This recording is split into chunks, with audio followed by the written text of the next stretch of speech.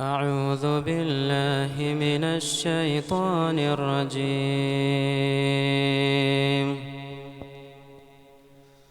بسم الله الرحمن الرحيم. وما لنا ألا نتوكل على الله وقد هدانا سبلنا ولنصبرن على ما آذيتمونا وعلى الله فليتوكل المتوكلون. وقال الذين كفروا لرسلهم لنخرجنكم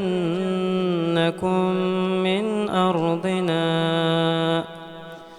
أو لتعودن في ملتنا فأوحى إليهم ربهم لنهلكن الظالمين ولنسكننكم